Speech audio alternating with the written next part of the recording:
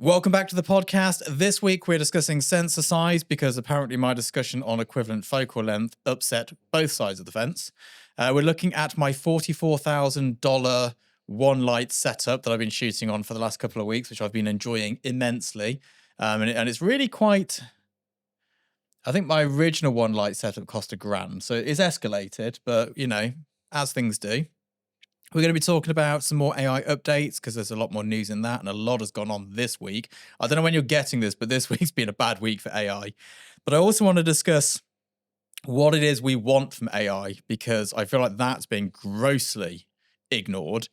Then we're going to look at real sharpness versus post-production sharpness and when to use each and when not to use each, because I've seen some horrific shots this week and some odd comments as well about achieving that. We may even throw in a smattering of noise reduction there because that seems to be a real issue as well. But there we go. So, Rob, what have you been up to? We're nearing Christmas. What's going on? We're in the home straight, so to speak. So I've got, aside from kind of like regular commercial work, I've got one fun shoot of the year left, which is next Sunday. And that'll be part one of a 6-part comedy series called Breadsticks. That sounds pretty good. Yeah. Is it a commercial comedy series or an independent? Independent. Nice. So, have you worked? There's a company in Leicester that does IT security films as comedy. No, I've never heard. Yeah, they do. It's mostly for the American audience, but yeah, we'll work with that anyway. Slight tangent, but there we go. So that's what you're up to. And are you having time off over Christmas? Yep, that will be me until at least the 5th of January. Super. I'm hoping this Thursday, which is what, the 14th, 15th, something like that. Was it the 15th? No, it'd be the 18th. 18th. Okay, God. I'm hoping from then until mid-Jan to not shoot. And then hopefully get 2 weeks off, probably get 1 week off work in its full entirety. But yeah, we're supposed to be shooting this week actually. We're supposed to have 2 shoots on this week, but both have been, one guy ghosted me, which I'm not surprised. They phoned up and their budget was, they're all the red flags. So I'm not surprised that's not come off. It was like a sub 10 grand job, but they wanted to be competitive with a competitor who spends 6 figures on a shoot. So that was always going to be. They'll have gone with someone cheaper and be even further away from what they intended is how it goes. But that's fine. That's not my problem. And the other one was going to be a not pre-light, kind of a test shoot for a client, but a paid test shoot where they wanted to try some different ideas and see which direction they wanted to go in before they do some sort of the shoot's got over 100 shots in it, which is... That's a lot. It's a lot. Post-production estimate came in at 85,000. I mean, that's a lot. Yeah. I mean, what was the... I try not to mention the brand, but the one with all the boxes. That was a lot, but that was nowhere near 100.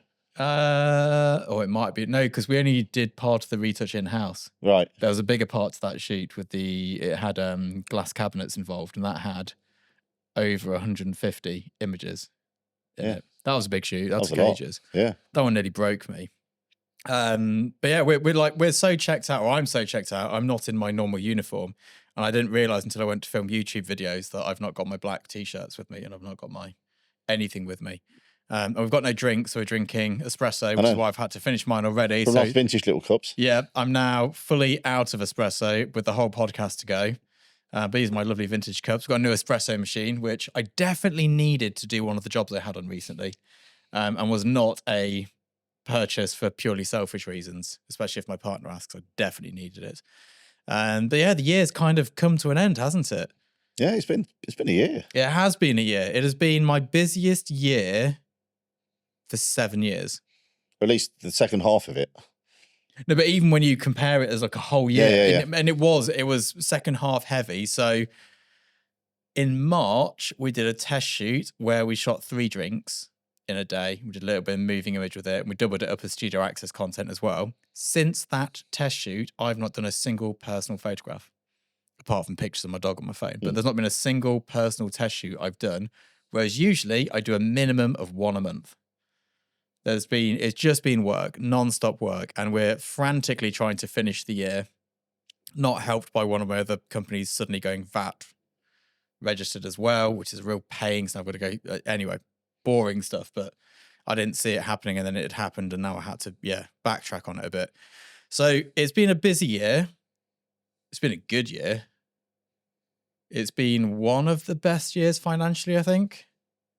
Definitely in the top 5. Yeah. And thankfully, I've spent none of the money because I'm tight. So Thrifty. Thrifty, I think tight. Yeah, so that's been good. It's been a good year. It's been a nice year. I've not made much progress as a photographer, unfortunately, because of that, because I've been busy working, and you don't often shoot beyond your means on jobs. No. Sometimes you push the boundaries, but most of the time it's within yourself. It's normally test shoots where you make the stupid risks, and I've not done any of those this year. Well, no, I mean, you've been back-to-back work. You haven't had time to shoehorn a shoot in. Yeah, not a... We're not even... I mean, I've not been on holiday. Well, between commercial work and studio access, you've had no time. No, absolutely not. And yeah, I've not been on holiday this year, have I? No, not an actual proper... Well, I mean, you had a few days off, but not... I've had like a weekend off, but I've not gone away on holiday. No. It's been non-stop. It's been good. It's been a good year for lots of people, actually, which is nice. But yeah, we've got back on the YouTube stuff. And before I go any further, I'm going to turn the heating off, so I'm now cooking myself. I've got layers on. The heating in this studio is either Arctic or it's sweltering, and now it's getting towards sweltering. It's like caravan life. Yeah. Well, keep them entertained. Oh God, no pressure, Rob? This is where I kind of keep looking at all the tally lights on all the cameras to make sure everything's still rolling. We're still rolling. Where we get the panic, and everything seems to be good, which is always a win. So interesting segue there. So I'm not deleting that from the video, and there's a reason for not deleting it, which is YouTube has changed. So when I started YouTube, every video had to be as polished as possible, which wasn't really my thing. Have I turned those off? I just got a waft of hot air. Yep, they're going off. It wasn't really my thing. I'm not that sort of person. I'm quite a casual person, I suppose. I'm not like I don't know. Yeah, you're a kind of a shoot from the hip kind of guy. Yeah. I don't do polished and all the rest of it. Apart from obviously my images are very polished. I've not turned that off at all. No, I have turned it off. But YouTube's changing, which is good because it's a sign of what's changing for us as well. But we'll get back into this in more detail later. Nobody wants polished anymore. It's dead. Yeah, the overproduced video, I think, is overproduced video. Like this podcast is over the top. It's like the audio's got to be good, but apart from that, the rest of it doesn't matter. We used to light them properly. Now I've just got one big light over there turned on. I turned a couple of background lights on because, well, I had those on for something else earlier in the morning. But the more polished it is, the less authentic it is. And because of AI, nobody wants polished. Now, luckily for me, that's a great thing because it means less cutting out mistakes. Before, I'd cut out every mistake, every pause, every breath would be cut out. Now, I leave them all in. And let's face it, there hasn't been a single episode in all 4 seasons we've done where I knew what the content was before we sat down to film it. There's rarely, and normally what happens is Rob's setting up the cameras whilst I'm writing the script, apart from when the sponsor's involved, which is when I've already written that bit and got it signed off, but everything top and tailing it is not. Which kind of brings me to today's sponsor, which is me. Once again. Once again, me, with Studio Access. So up until I come back to work and turn it off, you can get onto Studio Access for free. There's a link in the comments. Once I come back to work in the new year, that is gone. I just don't know how to do it. I need Ben to come and show me, but that is gone. So you can come and learn all the really super niche stuff, which YouTube would just tank over there, and all the stuff that I don't want to give away for free, basically. But you can get it for free. So that's my product. That's what's paying for us to be here today. Sensor size, Rob. Sensor size. Oh, that old chestnut. So I'm going to anger everyone here. For some reason, people who shoot micro four thirds are really angry. It's like, I can't say that, but there's a real anger from people shooting micro four thirds. Basically, you could do the same with micro four thirds as you can with medium format if you use the equivalent aperture, equivalent ISO, and so there's some basic, there's this video by Tony and Chelsea Northrup where they show the equivalent focal lengths. Now, let me be really clear on what that is. It is showing you that you can get a similar, and that's important, similar image if you use a different focal length and aperture on a similar, on a different even, format camera. So I can't remember the numbers because I'm not that boring, but it might be like you use a 50mm on a full frame, you use a 68mm on a Fuji, you use a 33mm on a crop sensor, and you use a 20-something mil on a Micro Four Thirds, and you'd be at like 2.8, 4, 5, 6, and f8 to get a similar look. But it is not the same. No, and the 3 images posted were dramatically different. They were dramatically different. And it's the background which is well, there's lots of things that are different. So you can get a similar depth of field by changing certain parameters, distance, aperture, and you can get a similar depth of field. You can even calculate on depth of field calculator a similar depth of field, but from the point where the depth of field ends, on that point onward, the image is different. The fall off is different. The compression is different because it's a different lens. A 90mm lens is a 90mm lens no matter what camera you put it on. You cannot cheat physics. And some of the arguments for why I was wrong in saying that were ridiculous. Because, and I understand why you have equivalent focal lengths. It's because, and it's irrelevant today, but in the early 2000s, most people came from 35mm film and they could only afford an APS-C camera digitally because they were insane money. And some people will say, well, a 90mm lens on an 8x10 is a wide angle lens. No, it's not. It's a 90mm lens. You've got a bigger canvas and it's projecting more of the image onto it. It ain't wide though. Put a 10mm lens on an 8x10 and that is... That'd be wide. That'd be real. That'd be wide. All you're doing is changing how much canvas you've got. The projection of the... Assuming all things are the same and it's one 90mm lens, you've got the image circle. Assuming your sensor fits into that image circle, you're just choosing how much of it you can record onto. That's all you're doing. The physics of the lens matter. The sensor size matters. Everybody wants to shoot on 645, always. Nobody wants to shoot on Micro Four Thirds sensor if all things are equal. But all things are not equal. Price being, and I always want to shoot on 645. Given the choice, I'm on a phase 1 back, 150 megapixel. It's nearly 645. It's not quite, but we call it 645 just because we're not idiots. I'd want to shoot on that. However, throughout my career, what I've mostly been able to afford to shoot on is full frame. There are problems with different formats, which people try and get around by using equivalent focal lengths, but it's not how it works. So depth of field is an issue. The bigger the sensor, filling the frame in the same kind of way, depth of field becomes an issue. And because of that, lighting becomes an issue. And because of that, you end up buying heads that have a double cable that can attach to 2 packs and take 6,400 joules. And that's when money becomes the problem. Lenses are more expensive on bigger formats because the optical ability they need to do is harder.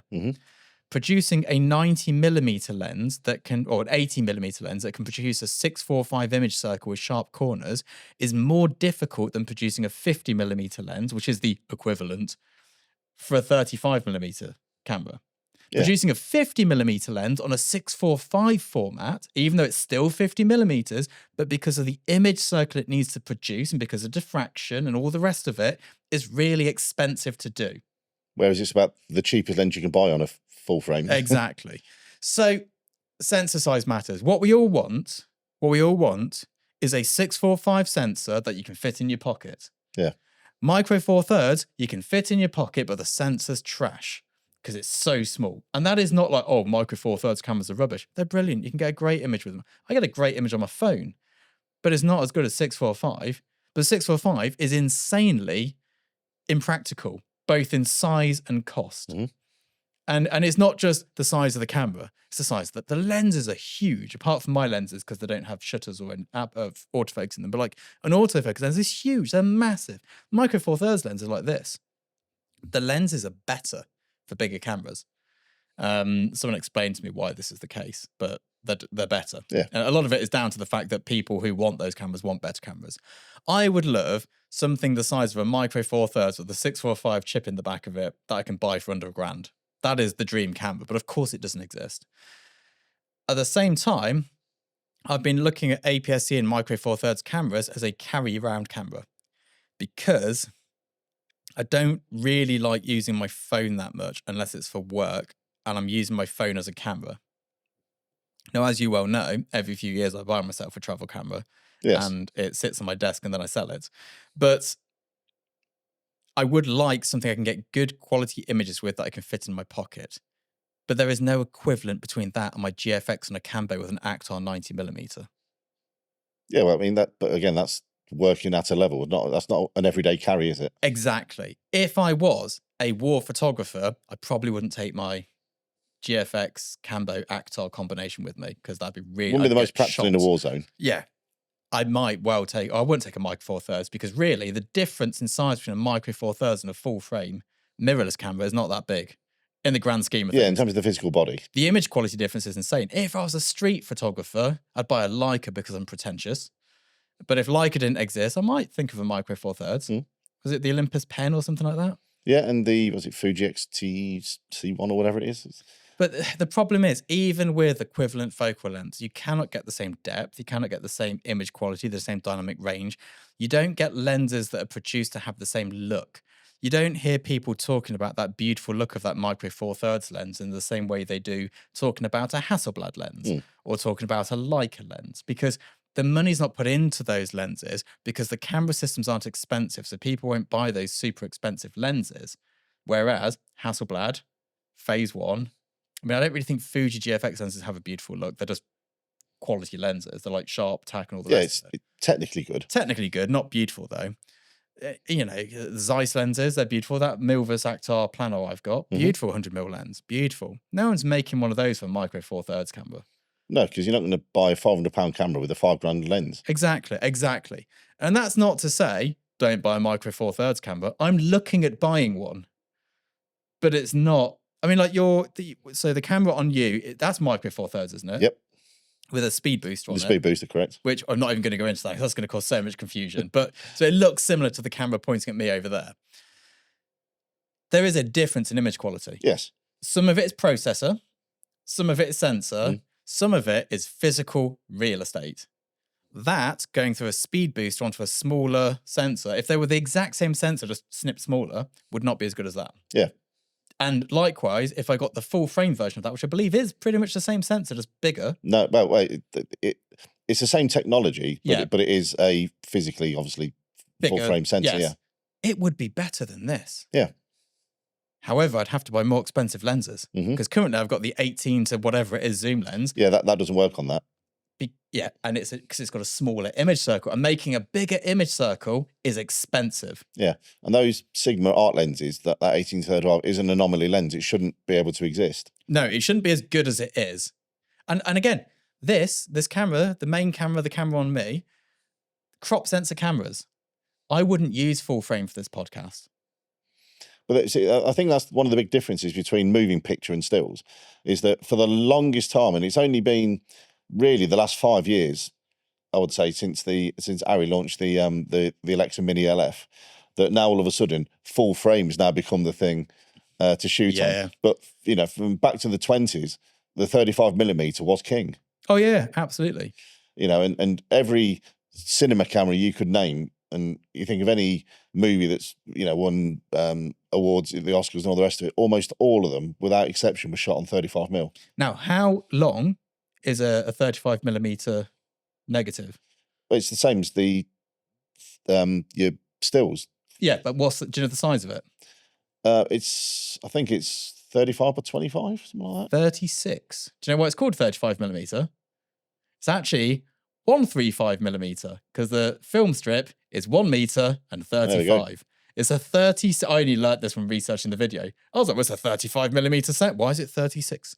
It's the length of the film. So 120 film, the roll is 1 meter 20, but you can get 6'9", 6'12", 6'11", 6'6", 6'45" on it. You're just printing different things. And I think shooting film helps you understand sensor size because you literally see the film on a strip and then you're using different amounts of it. Yeah. But yeah, I mean, just because something's best doesn't mean you need it. But at the same time, it is best. If I wanted the best camera, I'd put a Phase 1 on the back of my Cambo, not a GFX. The GFX is a smaller sensor and therefore is cheaper. But bigger than full frame. Bigger than full frame, but not as big as a Phase. It's cheaper. It's more economical. Now, I could afford to buy a phase, but I'd rather that money be in my bank. Yeah, because that's not small cheddar. It is not small cheddar. And also, as well as being able to afford to buy the phase and prefer, like, yeah, I started looking at things in a very different light. Now I'm nearing midlife crisis age next year. The money I would make by buying a phase today would be the same amount that I make today. The money I'd make by dumping 70 grand onto a mortgage is substantial. So why buy more kit to make the same money? We're about to talk about my £44,000 light. Why buy more kit to make more money when I could chuck it into a mortgage and be mortgage free at 40? Because then I'm not paying interest on a house. And I'm not making more money anyway by buying it.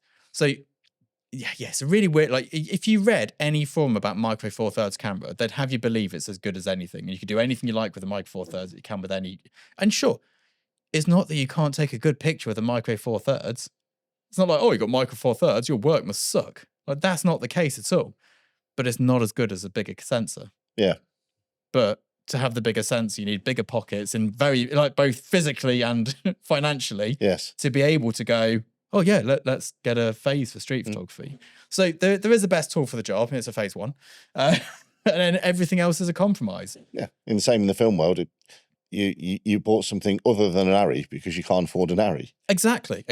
And there's no equivalent. No. There's no, I mean, you can get it as close as you can, but it's not the same as an Arri. No, well, there isn't really. I mean, the poor man's Arri is a red. Yeah, which is considerably less. Well, I mean, not considering, it's still, a chunk of 30 Gs for anyone worth having, which is still not small cheddar. No, that's true, it's true. But again, you've only bought it because you couldn't afford an Arri. Yeah, but how much is an Arri? Oh, I mean, like the body's 50 grand. Exactly. And then you've got to kit it all out as well. Yeah, it's 100 grand rolling. I mean, these Black Magics are dirt cheap on the grand scheme of things, aren't they? What, they're like $2 grand to fully rig out without a lens? For like the 4K, yes.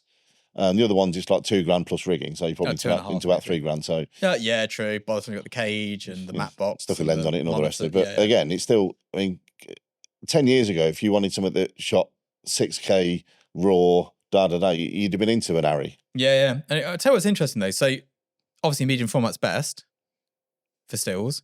When we're making studio access stuff, we shoot a lot of it on a Canon. Because, my medium format camera's better, but the files are huge. And it's not relevant in the context of teaching to have a perfect file. I just need a file. So often we just use the 5DSR.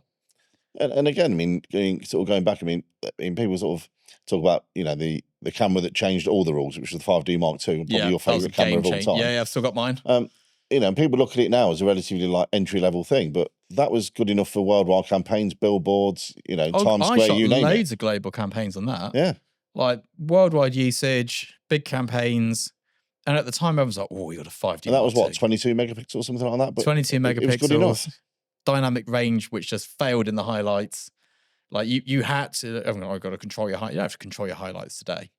It's pulling back in post. Back then, it was like shooting slide film relative to modern like cameras. It's I'm actually hoping to do with Paul when he's in next week a shoot where we use my original, because he's still got one of my lights. I didn't know this. My original setup for my first global campaign, and then take the same shot with my new setup. Was it a Boeing's 500? Boeing's 500, Canon 100mm gold ring macro, and a 5D Mark II. Whereas now it's we'll get into it actually. Now, now it's this week we've been shooting on a Broncolor Para 133 with a Pulso L head, which is their latest head, and the Broncolor Satos 3200 dual pack, which is a £44,000 one light setup compared to a £500 one light setup. It's a lot of cash. You can see, hang on, let me swing myself around. Zip. Here is my Para. It's got a different head in it at the moment, a different pack. But there's my Para, my 133. We had a bit of an issue with lighting this year for portraits. One of the reasons I stopped shooting portraits was I couldn't get them to look how I wanted. So I like hard light. People don't like hard light. Soft light doesn't look right. So the answer is Para. It's a Para. It's a focusable reflector, so you can absolutely dial in that exact point between hard and soft. It's not so much for me about the collimated light. I know people love collimated light. personally, I think when it's actually fully focused, is probably the least I use it. I think I'd probably use my parabolic as a parabolic less than anything else. But being able to change the hardness, softness of the light and the specularity of it's brilliant as well. Has been a game changer. And I'm keeping the para. I'm not keeping the Satos pack, sadly. They want that back. So I've got to give them that back. But I've been using the Satos pack. It's got LED and flash in one head. Oh, interesting. Which would be used I shot some YouTube videos using it. It looks great. I shot them with a para 133 as my key light. It does, I think it's like 28,000th of a second at T0.1, which is, well, mine does 1/8,000th of a second. Yeah, that's quick. It can freeze a glass smashing. Yeah. Mine can freeze liquid as long as it didn't go too fast. And that's still like a one color score rate pack. But it can't do a bullet, sadly. That'd be really cool. And chances to test that in the UK were limited. Let's say it that way. Jonathan Knowles won one of the AAP awards for shot of a bullet going through the air. I don't know how he did it or where he did it, but he got it. So that's pretty cool. But yeah, it's probably not something for this country to be done. Maybe you have to nip over to the States to do it. I'm sure there's a way to get around it. There's gun ranges. Yeah, there are, yeah. There's dicey estates. I'm sure we can find a way. So yeah, I've been shooting on that light. I've been doing mostly portraits with it so far. I shot a comedian last week. The video goes in Studio Access this week, actually. But by the time this is out, that video will be up there. We shot with a probe lens as well. Oh, yeah. Got some wicked shots. I need you to research some of them actually for me. Maybe we'll do that in the gap. But it's a banging bit of kit. And I think for drinks work and liquid work and explosion work going forward, we'll rent the Satos packs from the Scoros because they're so much faster. So you can be at the same power and significantly faster. Or you can be at a higher power and at the same speed as the Scoros. And you do like full power, let's be honest. I do like a lot of flash. You are the Jeremy Clarkson of the photography world. Someone was saying, like, if you change the flash and you change the ISO relative to it and noise all being equal, you can't tell the difference. You can. High flash power has a different look to low flash power, even when the exposure is the same. And I understand the physics saying that it isn't, and that it looks. I understand it should look the same, but it doesn't, and I don't actually understand why. I just know that it's not the same. Yeah. A well-exposed shot at 500 joules and a well-exposed shot at 3,200 joules, everything being equal, is not the same shot. And if someone could tell me why, I'd really appreciate that, because physics says it's the same. Yeah. But it's not. It's just not. It's got a different look. And yeah, I'd love to know why. There's a real look. Once you go over 1,600 joules of flash power, there's a look to it. And I just don't know what it is. But it's good. I like it. It's I'll tell you what the other good thing is in this new pack. So as you know, I leave my softbox. You can see here, the softbox is out everywhere. That is not the correct way to store modifiers because they get sun bleached and the white balance changes. It's not the way to do it. And everyone's like, you shouldn't be doing that. I'm like, I know I shouldn't be doing that, but if it's put away, one, I forget I own it. Like that time I found a whole bag full of camera gear. I was like, oh yeah, I forgot about this stuff. Sold that for a couple of grand quickly. I was like, if I've not remembered that, we can probably get rid of it. Free money. Yeah, I like a bit of free money. There's that to it, but also like it's just so much easier to go, oh, we need a softbox. There it is. But some of them have become somewhat sun bleached, and they are now slightly different white balances. And this pack lets you adjust that, so you can go, oh, that one softbox on the left's gone a bit warm. Let's knock 100 Kelvin off it, and you just click a button, and it's gone. Yeah. So it's got a touch screen on it. Fancy, which is nice. So I'm pretty pleased with that. I don't do much work with Broncolor, generally speaking, but I asked them to send me some kit and they did. So I'm going to be doing some testing. I mean, you shoot almost all of your work on Broncolor. Yeah, unless we end up with a rental house that doesn't have it. And the only reason we end up with a rental house that doesn't have it is because sometimes when you rent certain studios, they will only let you use them as the rental house, which is problematic. And they won't even let you bring your own kit in because part of the way they make their money is on the markup of rental. So yeah, that's tricky. Although we're in a beautiful studio doing that miniature model shoot. I don't know if you saw those. I did, yeah. Like the cancer advert. Yeah. It's not an advert for cancer. Cancer treatment advert. Shooting with them again next year, I think. They had all day lights. Yeah. Yeah. It's like a stop motion studio. So that's the sort of stuff they use. But we turned up with flash and I think it looked better, to be honest. They look great, those. Turned up fully bronze coloured up, which was which was good. I'm still having physio, actually. I've got tendonitis in my elbow. And the reason is it's taken those massive think tank bags out. So you get a big bag that fits everything in it. And you're like, brilliant. And then you go to lift the bag Now it's up heavy, and you go, yeah. oh. So a broncolor pack is weighty. So we get a pack and 2 heads into each bag, plus all the gubbins and extra stuff. It just weighs so much. And we spent the entire year driving back and forth to London and Manchester for shoots with kit, lugging them in and out of studios. So as you all know, for years I've been saying, rent your kit, rent your kit, rent your kit. This year we were so busy that we spotted an opportunity to use our own kit and make substantial money. And you did make quite a big investment in your lighting kit this year. Yeah, we spent a lot on kit, over the years as well, I suppose. We've got like 8 broncolor lights now and packs to go with them. Bought some extra packs this year and stuff. But normally I'm like, rent your kit. Because what happens normally is, I don't know, February, I get 2 shoots in London, 2 one-day shoots. Good pay, so it's fine in that sense. What happened this year was every week we had 3-4 days shooting. And I was like, right, if we can make an extra $2,000 a day on equipment. So, I mean, in the grand scheme of things, if you can make an extra $1,000 or $2,000 a day on a one-day shoot, probably you should be taking your kit. But the jobs pay so much money, you go, for the sake of turning up on a one-day shoot, driving down the night before, loading into the studio, staying in a hotel, driving back after the shoot, which is hellishly dangerous. I always have to stop for a sleep. And I've stopped driving down the M1 because it is so dangerous. Now to use the M40 or the A roads to come back, it's just so much safer. And to make matters worse, the last 10 miles of the M1 is unlit. Oh, yeah. That's great as well. Just to like, when you're on your last legs, you're tired. And then the last thing you got is like 10 miles of pitch black. Brilliant. So normally I drive, 3,000 miles a year? Yeah. 23,000 this year. That's a lot. That's a lot. My car is feeling it. Had to get one side of it repainted because the paint literally just blew off it. Lack appeal. And then we had ratchet things welded into the back so we can ratchet all the kit down. So if we crash, I don't become a broncolor sandwich. Yeah. Which is not what you want. But I spent so much time driving this year. It was hellish. But we made a lot of money from it. And I still stand by, if you're not shooting regularly, rent your kit. So renting a Scoro pack, 50 quid. Renting a broncolor head, 20 quid. No, is it 20 quid? Yeah. Renting a reflector, £5. Just rent it.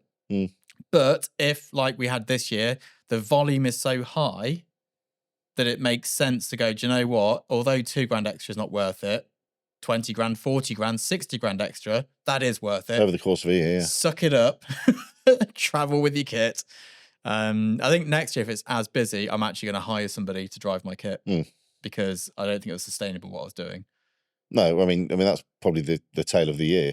Yeah. The learning from 2025 is this is not sustainable. So it's definitely been a year of. I mean, the amount of times we were here till like midnight and beyond, like weeknights and stuff. And then I'm back in again. I'm up at 5:30 getting kids ready for school and all that stuff. Dog walks. I managed to keep 3 gym sessions a week all year, which I'm quite impressed by. I don't think it was always the best idea. I did fall asleep in the gym car park once. I got a phone call. Where are you? I'm like, what? I had no idea where I was. Just asleep in my car in the car park. But yeah, I think, maybe becoming more of a rental house to myself, but with a member of staff to drive and pay them to drive and stay in the hotel the night before. Yeah. I don't want to use couriers. I don't trust them. It's not their hundreds of grand's worth of kit. Yeah. And if it's not there the next day, it's not their problem. But definitely not Yodel. Maybe we'll speak to Paul about it. He's got a big car, hasn't he? He's got a Land Rover or... Yeah, Land Rover. I'll get it all in. Yeah. It's, maybe we'll buy a van. Put that through as a fully tax deductible expense. Yeah, you get an 18 van. Oh, that'd be good. Yeah, but if I'm going to get, anyway, we're going on a tangent here buying a van. I'm probably going to buy, if I'm this busy next year, I'm buying a van because I want that proper bulkhead protection between the cargo and myself. I'd also like to be able to leave all my light stands in there forever and just have separate light stands because packing down light stands is just one of the most annoying things. Vans do get broke into. That is something to consider. Yeah, I mean, it should only ever be at my studio or at my house. Yeah, or wherever you are in London. Yeah, but the kit won't be in it. So if you get broken into, it won't be an expensive van. But people don't know that. No, it'll be like a $5,000 van. It won't be like a nice van. I'll just leave the doors wide open. We had someone try the house a couple of days ago. I was sat there and I heard this noise at the door. I was like, what the hell is that? I looked from the camera, it's a guy trying the house. And I've got the softest dog in the world, but he's really excited to see people. Yeah. So I grabbed my dog by the back of the harness and lifted him up. So he's like my size, opened the door, and he was going, whoa, this dog going mental. Like wagging his tail. Like he looks terrifying if you don't know dogs. Obviously, if you know he's a golden retriever, you'd be like, Yeah. and what? This guy ran so fast. I was just like, yes. He was like, I'm sorry. I was chasing him down the street with Teddy. Teddy was like, that was great. The most excitement I've had in years. See, people wouldn't do that around my way because they'd just go missing. Yeah. Yeah, I think we get like two attempts a year on our house, which is not ideal. They do it when we're in. Because there's always someone in our house.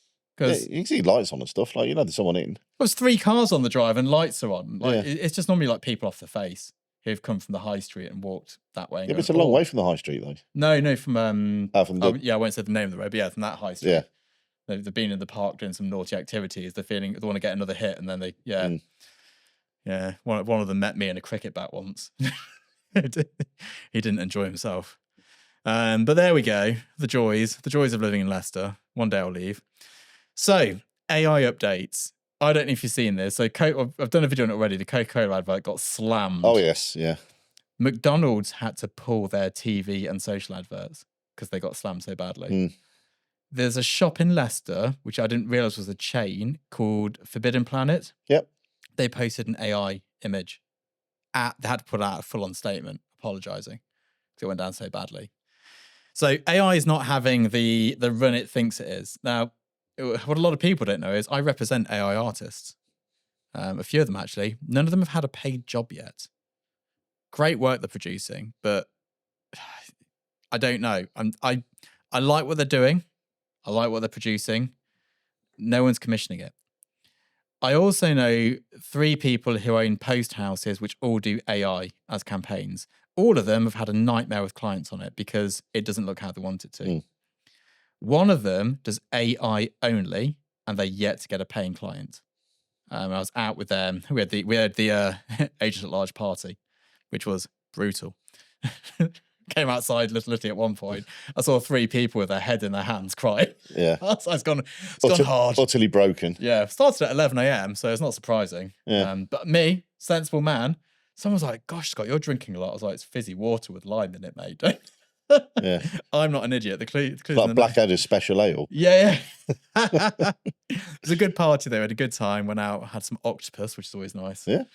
Well, nice if it's cooked properly. Yes, yeah. Or not cooked too much, more to the point, which is the key with octopus. Well, it's either very fast or very long and nothing in between. Yeah. So we were out in Soho for the night. Don't know where everyone ended up. I went home at like 10. I was back in bed by 11. Back in work at 6 the next day, as you do. Nailing down some bits. But everyone's AI thing is like, yeah, it's a threat. It's no one wants it though. So far it's gone quite badly for AI. But there's things I wish it could do. So we had a job when we were really busy, which was really inconvenient. I said yes, I did an editorial, which I said yes to because I was like, oh, I've never shot something like that before and I'd like to do it. Let's do the editorial. So we shot the editorial. And then they're like, oh, can you cut out all these images? You still have to mask by hand. Because AutoMask never gets it right. No, so we ended up, instead of masking them, doing a background clean with the Voto AI, which we had to fix afterwards anyway. Like, why can't AI do masking? I think it's down to it only looks at what's sharp, and obviously you have a fall off on any image, and that's where it gets confused, and that's unfortunately the edge of the thing. So that's, you do need a bit of human interaction in there. I tried a few different platforms that claim to be good at it, and people say, oh, this is great for this sort of thing. Some of them mask the shadow, some of them mask some of the shadow, some of them mask none of the shadow, and it just doesn't work. It's just such a, I'd love it if AI could mask. It's boring. Do you enjoy masking? No. It's not the fun times, is it? No. It's kind of the drudgery you have to get through before you get into the fun bit, which is the actual retouch. It's the thing you've got to do to be able to do the retouch. Yeah. Accounting. Why have I got an account? I love my accountant, bless her. She's lovely. She does a great job. Why do I have her? Surely that could be AI. It feels like it's just numbers. I took my details and put it into an AI accountancy software and it got it wrong. Why isn't Google able? Google has the AI overview at the top. Have you Yeah. ever found one of those which is correct? Not really. I mean, Sometimes it changes subject halfway through. it's in the words of Obi-Wan, it's correct from a certain point of view. Yeah, I don't even know if it's that anymore. It's got worse and worse the longer it's been on there for. So I asked it a question recently. It started answering it, and then halfway down, it changed what it was talking about because it got confused. Ask it something about photography, and it'll just rip through forums and take information from there from idiots who don't know what they're talking about, which is how the whole sensor size debacle comes about. And if that wrong statement is repeated enough on the internet, it becomes fact. Yeah, exactly. It's I asked AI how to be. I've got a whole YouTube video on this. How do I become a commercial photographer? I was like, is my education platform redundant now? AI's here. Can you just get all the info? It hasn't got a clue. Didn't even understand what commercial photography was. It got it mixed up with corporate photography halfway through. It's like, there must I don't know. There must be things you would like AI to be able to do. Well, yeah. I mean, the aforementioned masking to name but one. Yeah. There are some good things in AI. I mean, a lot of the tools in DaVinci Resolve, for example, are now AI driven. The voice isolation is literal witchcraft. That is really good. Like, I mean, to the point where I had a bunch of little anecdotes sent from people just recorded, like speaking into their phones. Yeah. And the audio quality was absolute dross. By the time we were running through that, it's like unbelievably useful. It's like, how? So we do get comments from people that are going, I can tell you've used some noise reduction. And you can. But if you knew what we've done a podcast in here before where someone's drilling the wall next door. Someone's like, I can tell you've got noise reduction turned on. It's like, yes, mate. We can barely hear each other in here. Yeah. It's like, I mean, even now, the noise of fans going, we had the heater fan going on. Yeah, the audio quality suffers a little bit from it, but not as much as hearing someone hammering and drilling the wall. Yeah. That's or worse, if you're out on location, just wind noise. And all the rest of it. Gets rid of all of that stuff. Yeah. But then at the same time, DaVinci can't always sync audio. No. And we're still having to do it by eye. Yeah, every so often it just refuses to do it. I did 4 edits last week, and one of them auto synced, the rest of them didn't. I was like, have I got the wrong files? What's the issue here? But no, it was just couldn't do it. It's like, how can it not do that? Yeah, it's weird because again, it's looking at everything. Like, obviously we have to sync the audio for this on this occasion. We're still running through the through Audition. Yeah. And again, because we do use, and I have done since the start of season 3, I believe, used DaVinci's AI multicam editor to do the actual cuts for you. And then you just have a little mind sweep afterwards, but you only have to run through it once. Yeah, I just go through afterwards and check that, if I'm pointing to a camera that it's got me on. I mean, even then, to be honest, this year we haven't had time always. And good enough is good enough for some things. And for a podcast, which is over an hour long, every single cut does not matter because most people aren't watching the video whilst listening to it. It's like who's got an hour on in the background. Yeah, it's background chit chat. It's a bit of banter. It's not. If I'm doing my individual YouTube videos, they get edited properly. Although I had someone edit some videos for me last week, so I was a bit behind. And I made a mistake, and normally I'd cut out the bit I'd got wrong. And they hadn't realised, so it stayed in the video. So I had to delete it once it was on YouTube. So what happened was I started talking about something, went off on a tangent, and then answered my question with a different answer to a different question. Anyway, I made a right mess of it. So I had to delete it. And loads of people were like, that bit there makes no sense and is wrong. I was like, what? Surely, you're right. Yeah, that needs to go. Yeah, it happens because I don't script anything. I just sit down with the subject and talk. So I make loads of mistakes and I just cut them out. Yeah. But in this instance, that's when it, you can't do it all. And I was talking to someone actually about this because they've hit a point where there's more for them.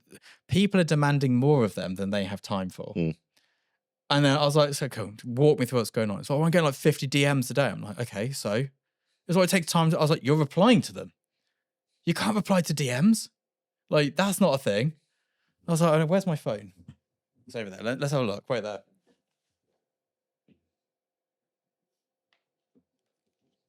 I missed a call from my mum. She only phoned like. So I've got, and I zero these at the end of each week, and it's Sunday. 22 missed calls, 981 emails, and 78 WhatsApp messages. Yeah, that's a lot. I would make no money if I sorted those out. But that's a full-time PA job, just doing that. As a full-time PA job. Like, editing these in real time. If I edited these videos, I would get the same amount of views.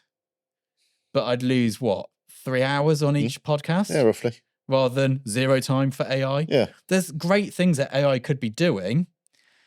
It's just that they don't seem to be focusing on getting it to do those things. How much time do we spend masking images? Well, a lot, it's Months of the year. yeah, yes, it's a lot. I'd say almost most of the edit is masking in terms of time. Yeah. Why haven't they sorted that out? Well, they claim they have. That's the Well, this thing. is the thing. And, it's like they claim they can do multicam editing. They can, but only when it doesn't matter. Yeah. If we had, I don't know, a two-way conversation like this, and it was a 10-minute one for YouTube where people are watching the whole video, we couldn't multicam that on auto edit. For the educational videos, we can't use the multicam edit for that, the auto one, because it's got to be right. Yeah. So AI is going to get rid of anybody who does anything which is not important. But they're not focusing enough. I think there's a great amount of money to be saved by businesses by getting rid of that stuff. Like, we can't afford to have an editor in to do podcasts. We can't. But I can't afford to do it myself. Yeah. So that's a great time for AI, for me personally. Obviously, it's different for different people. But like Diary of a CEO, they're still going to use a real editor for their podcast because it matters, because it's worth millions. Our podcast is worth about, I don't know, how much do we reckon we make a year? Oh, didn't you look at the number the other week? Let's have a look. Do you want to know how much our podcast makes? let's find out, shall we?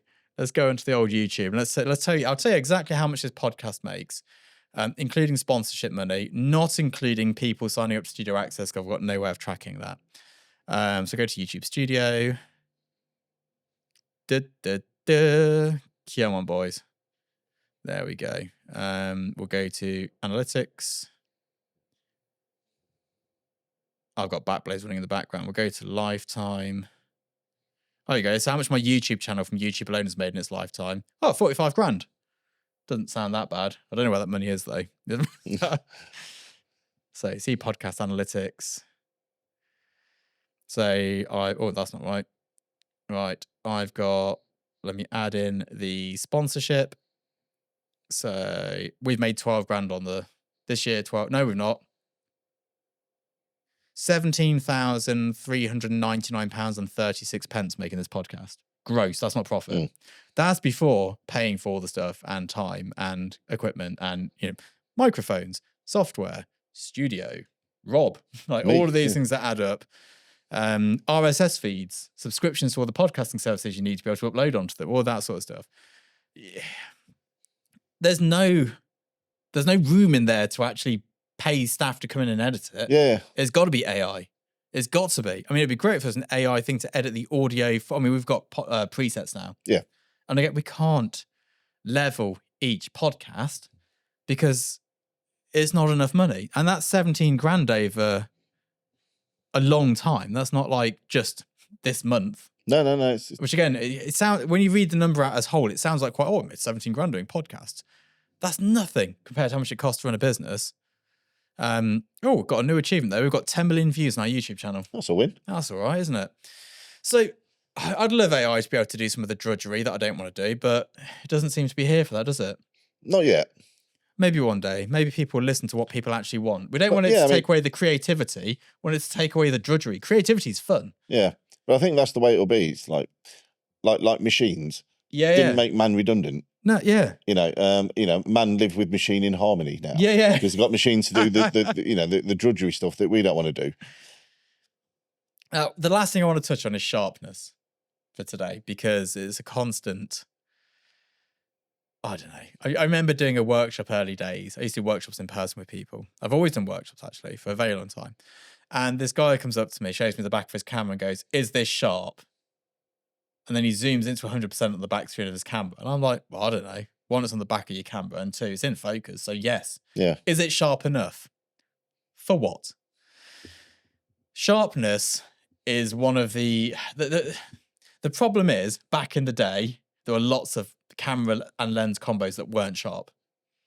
And sharpness comes in, for me, 3 phases. There's 3 points of the capture where you can increase your sharpness. The biggest one and the most important one is the quality of light you choose. If you use a very specular light source or a very collimated light source, you will capture more detail, which gives the perception of a sharper image. Detail and sharpness are different, but most people, when they say sharpness, mean detailed. That's the most important one. That will, by far, you're never going to get a super sharp, detailed image with a softbox. Whack out a focused light source, you're going to get it. Reflector, for sure. The next is your lens and camera combo. Some sensors can record more detail and sharper images. Some lenses have more micro contrast, more sharpness to them, and they can record more detail. This, I would say, is the next most important part of a sharp image. The final part, and this is where most people mess it up because they don't do the first two, is sharpening in post. Every RAW file you open up in Lightroom or Capture One has been sharpened by the software instantly. Capture One goes as far as to have different sharpening profiles depending on the camera settings, and the lens that you chose. And also, it applies noise reduction based on those things as well. If you shoot an image at 3200, it'll apply a different amount of noise reduction than if you shoot one at 100 ISO. Yeah. You can sharpen an image in post, but it's very hard to make it, I believe, look good. I think you can stylistically sharpen, and that might be through clarity, through texture, or through sharpening or unsharp masks in post, but it is not the same as capturing it. What would you say, Rob? No, it's definitely not the same, because all sharpening in post is fake. Exactly, yeah. And that's the bottom line. That's what you have to remember. All of it is fake. It's just adding, contrast to a pixel, a highlight and a shadow. Yeah. Therefore, it's fake. And also, it starts to change the look of the image, which is why we do use it stylistically, especially the clarity slider. We use that stylistically.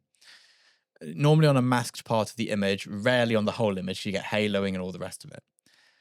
We have never denoised a still. We have denoised video, especially when doing slow motion on very dark liquids, because the noise shows up a bit more. But we don't denoise stills. Even if we're shooting at 1600 ISO, we don't denoise them. It's fine. I've stopped adding sharpening. Now we've upgraded our lens to the Axar because it's too much. It's too far. But with a good lens at a good aperture, with a good light source, if you want a sharp image, that's the way to get it. Yeah. Using a para, using a reflector, using a fluter, so some sort of, what's it called? A Fresnel optical light source, that will give you detail. That will give you a perception of sharpness with a good lens at a good aperture. Now, I shoot everything at f16. People tell me I'm losing sharpness by shooting at f16, which I am. It'd be sharper at f11, f10, that sort of, maybe even f14. But f16 on this crop sensor here will give me a muddy image. F16, the bigger the sensor and the bigger the lens, the less it matters. On a medium format camera, you can stop down to f16 with, I don't think there's much noticeable difference in sharpness. No, and that's down to lens design as well. If we take these Sigmas, for example, they only stop down to f16. That's it. Yeah, mine go down to 64. Yeah. So that's sliding scale. You're still roughly in the middle of the aperture band. On a large format, you might be at f92. So when everyone's like, oh, you're at f16, what about diffraction? I'm like, it's not an issue on an Actar lens, on a GFX or a camera. On an f22 lens, yeah, sure. Yeah. And it's not just what they stop down to as well. It's the lens design. Like f16 on a Mark IV 4/3 is going to look shocking. There'll be diffraction for days. It's just physics. But I would never choose an aperture based on sharpness. I would choose it on depth of field. Yeah. Because you need what you need. And someone will be like, oh, if you shoot at f8 and focus stack, it's much sharper. I'm like, yeah, but it don't look good. No, and what we learned from photo stacking this year. Oh my God, focus stacking is the bane of my life. Even with a technical camera, we still have to do sometimes a 3 photo stack because the item's so small. But people are doing like 100 image stacks. It looks awful. It looks like focus stacking. But clients want it sharp front to back. Like it's just, that's why high resolution cameras good, because you can move further back. Yeah. Get it and crop down, still get 40 megapixels. So I don't know. That's just a bit on sharpness, I suppose. We'll touch on that more in individual videos. There's gonna be a lot on Studio Access about, because sometimes the client wants a sharp image. Like that's the look they want. Now, how do you achieve the look they want? Because a look and physically correct are two different things. looking sharp and being sharp are not necessarily the same thing in the eyes of a client. As a photographer, yeah. I mean, it's far too tempting just to ramp up the clarity slider and now it jumps off the page. Yeah. But now, like you say, when you start pixel peeping it, you're like, ooh. Yeah, it loses the appearance of saturation. Yeah. It loses the appearance of exposure. And again, it doesn't actually lose these things, but it looks like that. And I think a big thing, I'm just going a bit of a rant here, a big thing with photographers is they're like, yeah, actually it hasn't. Like, it doesn't matter whether it has or hasn't, it looks like it has. Yeah. And if it looks like it has, all the client can see is it has. Me turn around and go, well, actually, technically speaking, so yeah, that's great for arguing in forums amongst yourselves. But all the client cares is, does it look how I want it to? That's all that matters. We had a client go, oh, that bit of the image is out of focus. It wasn't. That bit of the product was smooth and it shouldn't have been. But we didn't tell them that. We just went, no worries, we'll sort it. And we cloned some in from somewhere else. Because they don't care whether it's technically in focus. It doesn't look it. Yeah, they want what they want. They want what they want, and that's what you do. Whether it's real, not real, correct, wrong, whatever, you do what the client asks because that's our job. But there we go. Anything to leave us on there, Rob? No, I mean, depending on when this goes out, just say everyone happy holidays. Yeah, happy holiday times. Have a good Christmas, New Year. Any other holidays between Christmas and New Year for people? I'm sure there are around the world. I'm guessing. Yeah. I'm gonna have a banging Christmas this year. I'm going to enjoy it for once rather than be stressed and working up until, normally I work up until Christmas Eve. Yes, yeah, you're normally on the late shift. Back on it on the 27th. You'll actually be finished before me this year, so. I'm finished before the kids finish school this year. I'm going to be at home when they finish school for the first time in a decade, which that's probably what I'm most excited about. I'll be there when they get back from school. It'll be great. So there we go. Anyway, we'll see you all later. Have a great holiday. Yep. Ciao for now. Bye-bye.